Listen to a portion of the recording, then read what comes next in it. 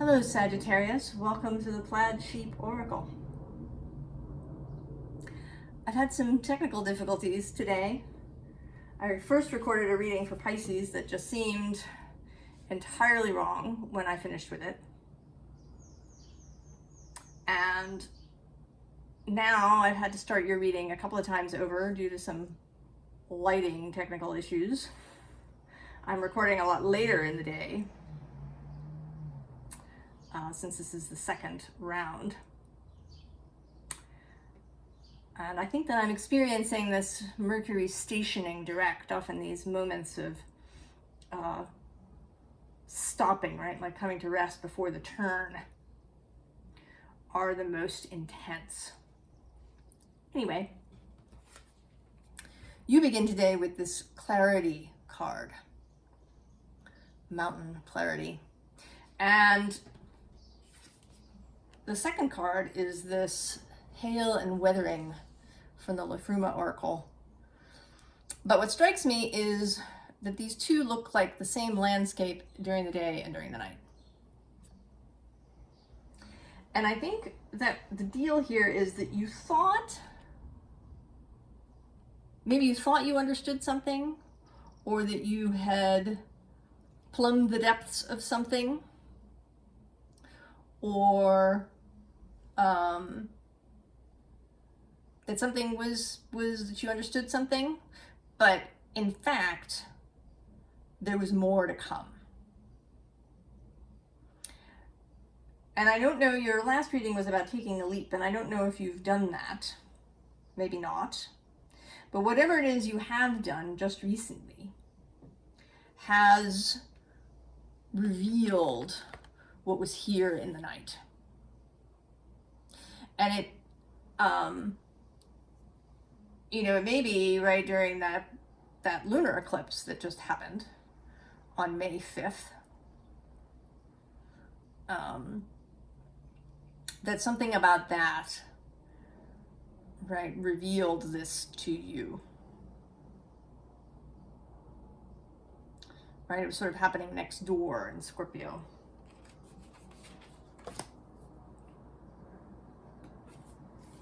So here you are in this success card. And I think that this kind of powerful pose you've got here doesn't really have to do with anything that you've done as such, whether you've leapt or not. I think this has to do with this new understanding, and that this new knowing has increased your confidence. And the Six of Cups Innocence card is here underneath.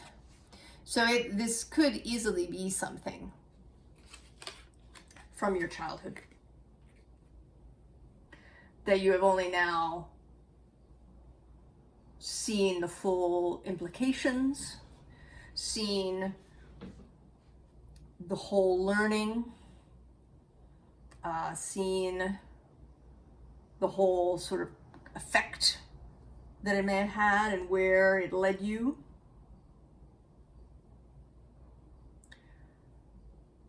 And it's really nice when that happens, right? When you kind of see the steps, because when you're wandering around, feeling like you're being buffeted from event to event, right? That's not a very good feeling. But when you can see how things led to each other and built upon one another, that can be very freeing. So we have both this clarity card of the Ace of Swords, and then this Emperor, who is, right, he's a very confident, powerful figure. Here, howling in the night, right, at dusk, or when, when the moon is up.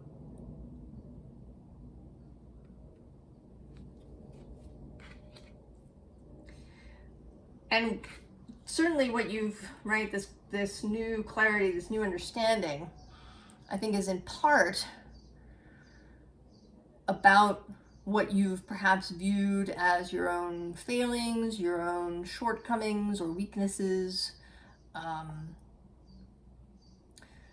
Maybe you've perceived yourself as self-sabotaging, which, you know, is kind of not exactly a thing, right? It's not, we don't self-sabotage in a malicious sense.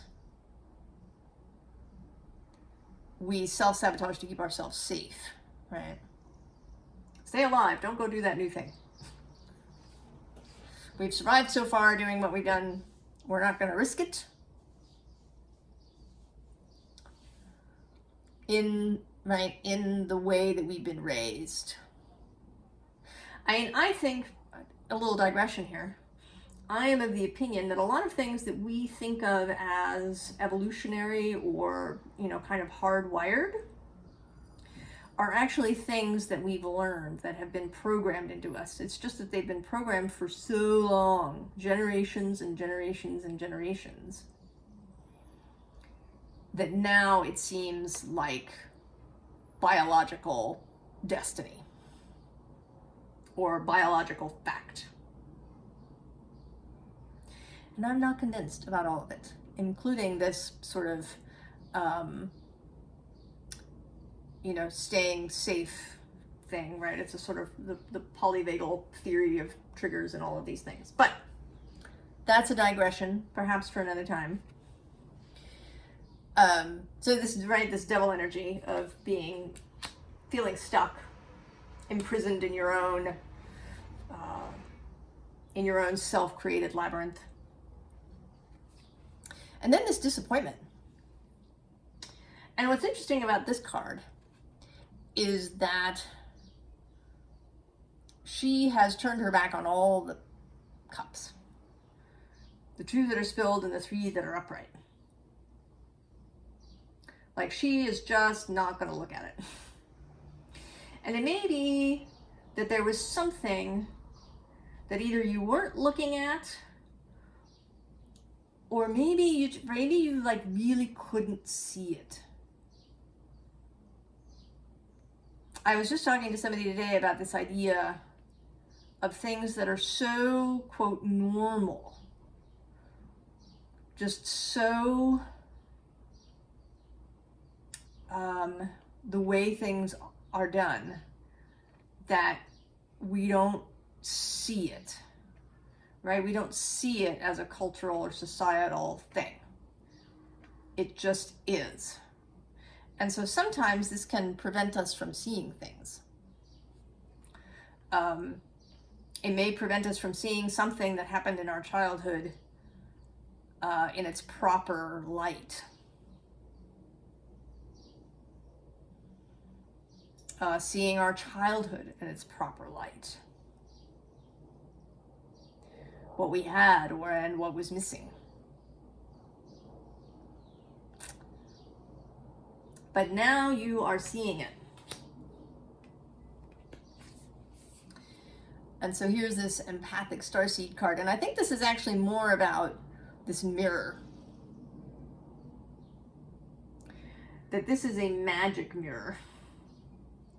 So you're seeing not just your own reflection, but you're seeing, it's like you're seeing into yourself in this mirror. Like into yourself through your past, through your experiences, through your beliefs.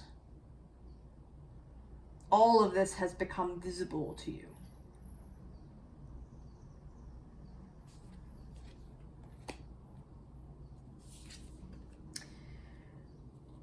And so, right, the golden children. It says inner child, tenderness, innocence, rare gifts. So I do think that this, I mean, there may be, you know, stuff that happens to us when we're children is not the only thing. That's just the starting point. And then often these events are echoed through life. Right? We have repeat experiences. But the initial pattern is set in those very early years when we're just we're little sponges, right? We're little recorders. We take in everything, especially in those first couple of years of life, right? We're running on, you know, in our brain waves or in a theta pattern, right? Which is deep meditation in an adult. And then when we're around 7, we get to, you know, a little bit older, and up to 7, we're just in alpha, which is sort of a light meditative state. We don't really get to full beta, which is adult functioning, until we're about 12.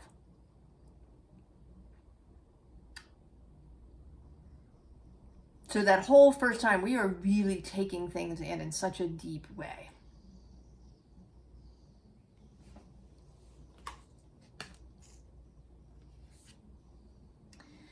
And then we have this star bathing card. I really love this card. It says light body crystal grid transmission activation. Right. So in kind of embodying this new information, seeing its full extent, seeing how you can use it now going forward, right? Coming into a wholeness with yourself, right? So there's no, you know, strange skeletons in the closet rattling around that you don't know about, right? Disturbing your sleep.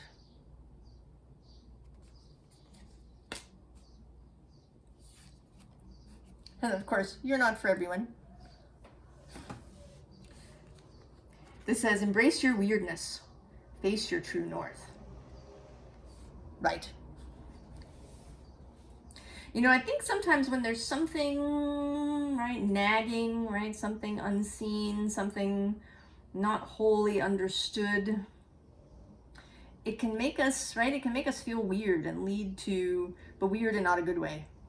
Weird in an uncomfortable way.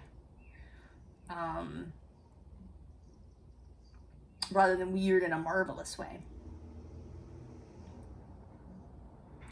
It can make us, right, mess with our confidence and our ability to express ourselves and various other things, because there's just, right, there's something not right. You know, like a dimly perceived stone in your shoe. And now you can be weird in a marvelous way.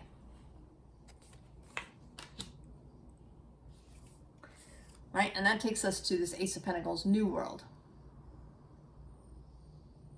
If you ever watch San at San Tarot, she talks about this card, and I really enjoy it as like a place marker, right? Like, you are here.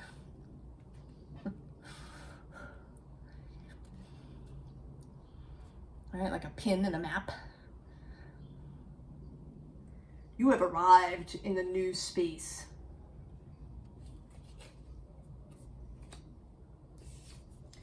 And it's awesome,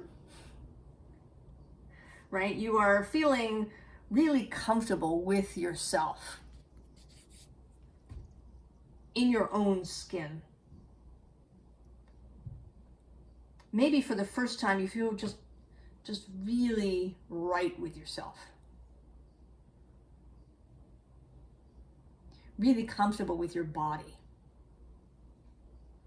and how you are in it.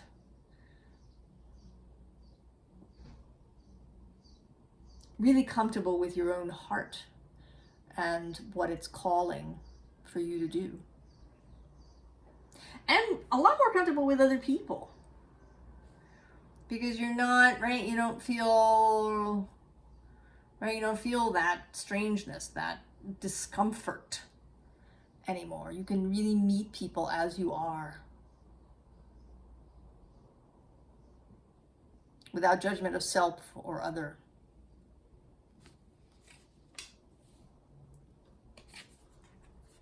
And there may be a real thawing of your emotional body. The ability to allow your emotions to flow but without being overwhelmed by them.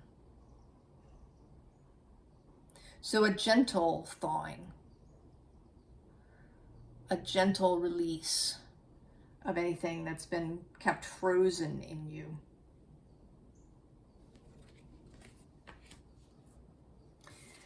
And then we have the leap anew. You know, if you did take the leap, it's possible that whatever happened as a result of that was part of what led to some of this understanding. Who knows, right? Somebody you encountered, some piece of information that came to you, some book that you read, some experience that you had that was like a light bulb turning on.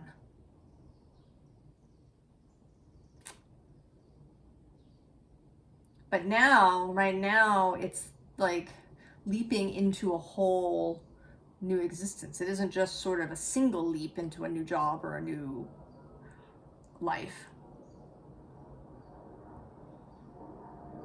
but a leap into a new way of being. And then there's this 5 of inspiration, which I think is, again, you know, kind of going your own way. And being willing to try new things, right? To just try stuff. To have much more forgiveness for yourself. You know, if you screwed up, you start again. Or it just doesn't work, it's not for you, you can try something else. Or, you know, doing things in a completely new way, not the way that you've done it for the past 20 years, or the way we've always done it. Isn't that a terrible phrase? That's the way we've always done it. That just, right, it just stops things right there. You, right, you are prepared to try things, to do things differently.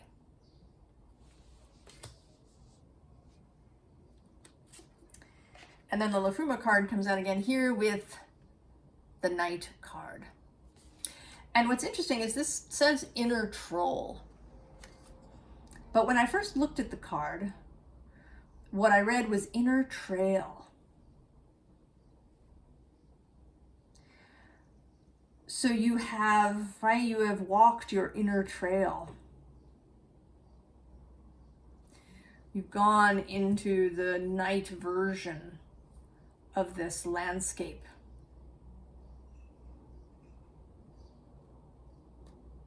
And the card underneath it is this willful and resistance card.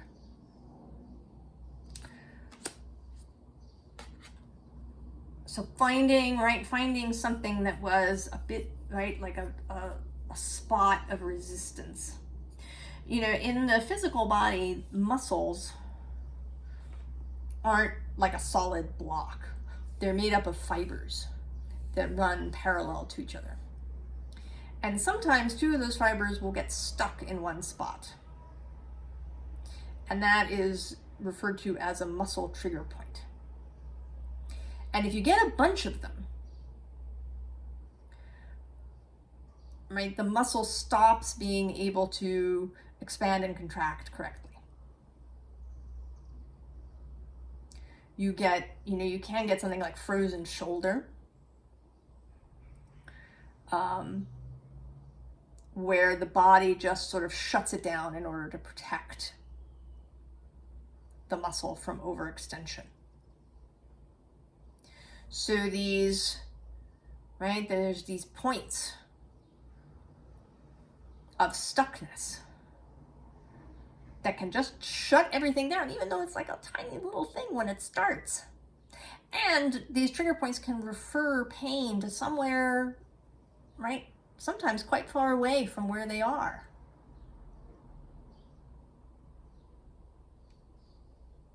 For example, the scapula muscle, right? There's the scapula that's on the top side on your back, and then there's what's called the subscapularis, which is on the underside, the inside of the scapula. And if you get a bunch of trigger points in there, you can get pain in your wrist. So, right, little things can have large consequences. And you are now, because you've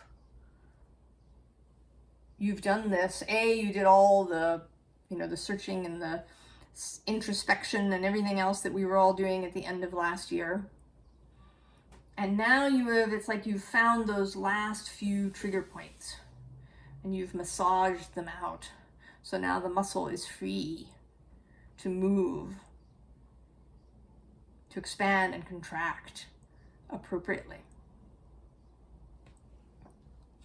And what you have now is first this Ken card, which is the torch. And that is absolutely your card, Sagittarius. You are the torch bearer. I mean, in my little sort of astrological metaphor, Aries is the match or the spark that's lit. Leo is the bonfire that we all gather around. And then Sagittarius lights a torch from that bonfire and takes it to other people. Right? Goes on a journey with the torch ahead of them, but also spreads the word of the torch. So coming fully into yourself and your gifts and your confidence.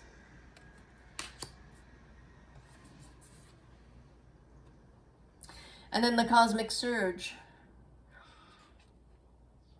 Now, when I learned the runes many years ago, this rune was described kind of as a bit like the Wheel of Fortune, right? It was chance, sort of the dice cup that you use to shake the dice before you throw them. So there's this Wheel of Fortune energy that is ecstatic.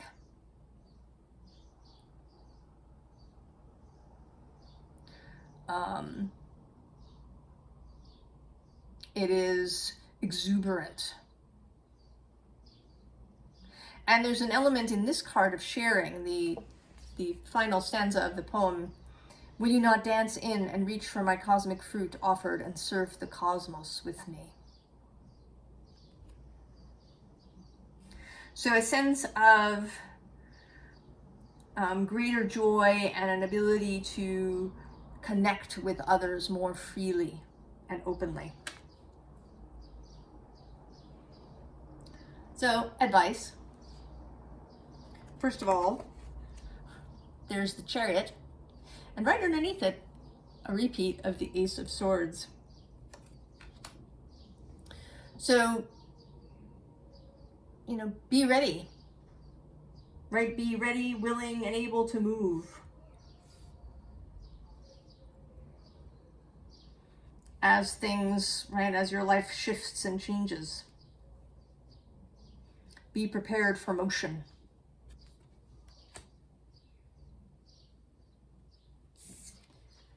And then the two sacred circles, the Two of Pentacles, but here really about, right, connection with spirit and with nature.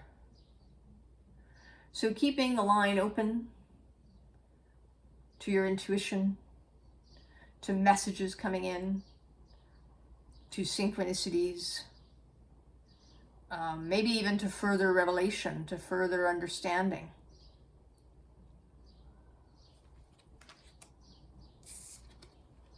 And then this is, right, the Five of Staves, Five of Wands repeats, and in this case, very much a collaborative energy. Be a part of the team, right? Be open to teamwork. And I think largely between you and your invisible fellowship, but also perhaps with other people. And also be willing, to go to the drawing board if you need to. Right? To make plans, but perhaps be willing to alter them as you go. Certainly that is part of your skill set. You are a mutable sign. The ability to change course when that's required.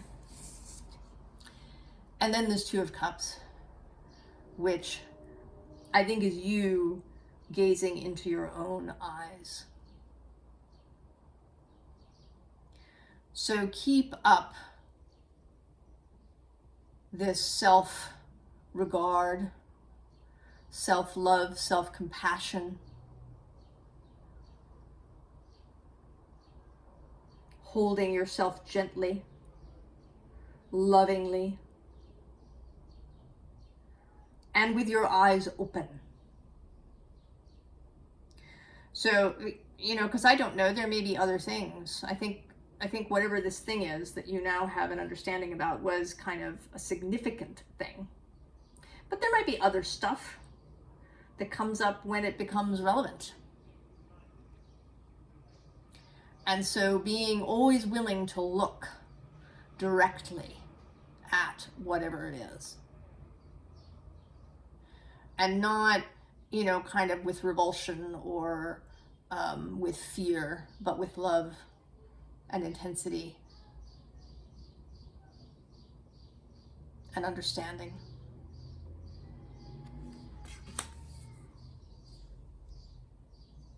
So I think it's fabulous, Sagittarius. I mean, you are looking great, carrying your blazing torch, moving on into a whole new existence, I think, just in how you move through the world. I wish you all of the very best, Sagittarius, and I will see you next time. So long.